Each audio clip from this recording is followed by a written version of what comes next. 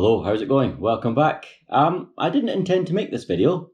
This is a follow-up to the one I made about 2 days ago where I upgraded my Losi XXX-S by fitting lightweight electronics down one side to compensate for the lighter LiPo compared to the old nickel metal hydride I used to run. To be honest, I thought I did quite a good job. I was quite pleased with that video, you know. Issues with the light levels aside, I was pleased with the presentation, I was pleased with the editing, I was pleased with the humour and the information, and I thought, you know, for what I can put out, I thought it was pretty good. Although apparently I'm a complete and total tit! Well, I say apparently, we all knew that, but you now have concrete evidence to the fact that I'm a tit. And the reason for the newfound evidence proving I'm a tit is when I was weighing my car on my skyrc corner weight system. I'd put the car down and it would apparently show that this side was heavier, which I know is not the case, and then I turned the car around and it would now show that this side was heavier, and I'm like, well, what's going on? However, mere minutes after that video went live, Klingon Kenny showed up and dropped the comment. Well, I mean, I say he showed up, he might have been there the whole time, it was just decloaked,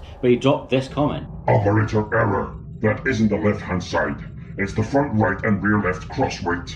Use the values of the front left and rear left and compare them with the right-hand side, human. Now, Klingon Kenny may be a member of an entirely unconvincing sci-fi warrior race whose woeful fight choreography and apparent lack of combat expertise puts me sort of in mind of that time the Venezuelan Navy took on a cruise ship and lost.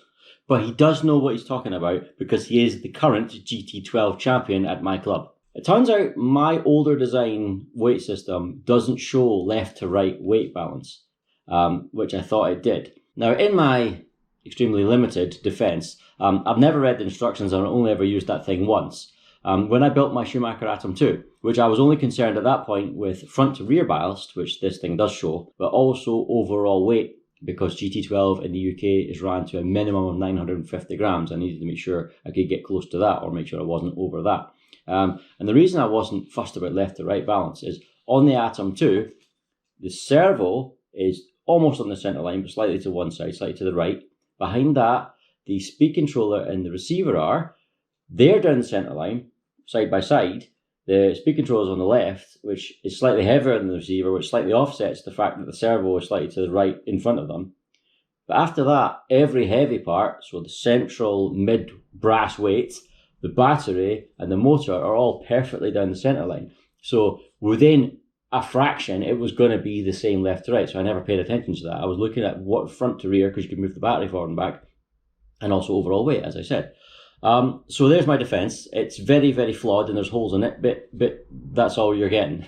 When I was looking at it, what I misunderstood as right to left weight balance, that the newer design skyrc weight system does show, but it was actually the cross weight. I didn't realize it was a cross weight. So I was looking at front right to rear left, and then front left to rear right percentages. The cross weight, I didn't realize that's what I was looking at. Which of course means if, for example, you're looking at the cross weight between these two wheels, you flip it around, it's still the same, it's just that it now counts the front as the back. And so, at risk of being struck down by a batleth, which is an extremely inefficient weapon and would lose every time to a standard sword or axe, I should probably put this on the weight system and see where my errors lie. Right, here we go. It's all zeroed. Let's have a look, see. Okay, it still seems miles out. I'm still not entirely trusting of this thing because it fluctuates all the time, and if I reposition it slightly, it changes it massively. And that pad, the blue one, the rear right, the pad is actually mounted slightly at an angle, so it can't be that good. Anyway, it's currently saying that it's a cross weight, front right to rear left, so here to here, of 52% versus 48 that way, which is a difference of about 40 grams. That's a big difference. So what I can do is slacken that off to try and take some of the weight off, because it might be under tension, but I'm going to play around on different surfaces, etc., to get it right. It's also saying it's 53% rearward bias. That I believe, because you've got the battery in its most rearward position at the moment, because I can click that forward a bit. But I tend to run it rear because the heaviest parts on this side are the motor and the speed controller, and they're rearward. So, I mean, to me that makes sense, but you can move it around a little bit. So according to this, we have front left is lighter than the front right. So this servo, this lightweight servo I fitted, apparently is lighter than nothing. Well, I mean, there's the front of the battery, I suppose. I'm not sure about that. However, okay. One thing I do believe is that the rear left is heavier than the rear right, because you've got the motor here and the speed controller, but most of the motor is the weight there, and you've got the LiPo's just not the same weight. So see, it's fluctuating all over the place. I think I should try it on different surfaces. Let's see. All right, let's try it on this living room unit, which may or may not be more reliable than the table. Now we get 50-50. Nothing in it. 575.9, 574.6. So basically a gram or so in it. And that is now within 10 grams. And that is within 5 grams. I didn't think, I mean, that's a huge, you said it was 40 grams different a minute ago. Now it's saying it's 3. Okay. Very sensitive, clearly. I need to get an average over many different surfaces. This surface is also not entirely perfect. I'll try in the kitchen again after the video, but the point is, I do have some play. Oh, actually, I'm leaning on it here slightly, just very slightly, and it's throwing it off. So we can take away a few things. It is very sensitive. It's prone to getting thrown off. I need to do an average of it. It basically has confirmed that it is slightly heavier at the rear, obviously. That's fine. I can move the battery forward to bring the weight slightly further this way, but that is only on one side. And I like the idea of, if the weight is more pronounced to the rear on this side, I would rather do the same on this side. But, you know, whatever. Oh, I just touched the car and it's jumped around a little bit again. So that's fine. We've also concluded it's around about 1100 kilos. It says 1152, that 1100 kilos? It's not 11, it's 1100 grams, 1.1 kilos.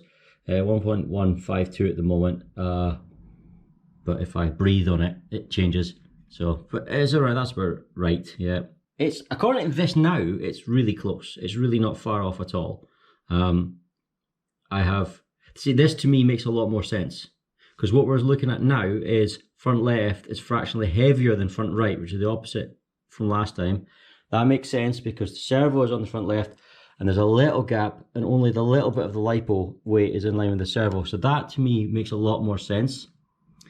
The rear left and rear right are much closer because you've got 301, 313.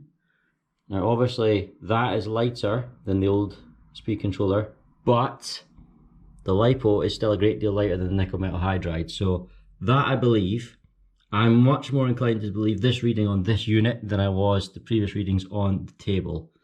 Because this setup board doesn't actually sit that flush on the table. It kind of goes tick it, tick it, tick it. And there's a fractional amount, but I think the table, like the joints in each piece of wood, I don't think they're all the same. It's a beautiful table though. But yeah, I think that's good. I think that's pretty good. I'm pleased with that result, and that makes sense to what I thought in my head, because we've lightened the battery, therefore we lightened the electronics, and Losi designed this thing properly in the first place. So yeah, I'm pretty sure that's pretty close. It's not a million miles out, is it? I think with the cross weights that close, within, what was it, 5 grams or whatever, a little bit of tweak on the shock collars to, you know, increase or decrease spring tension, you know, that would settle that out.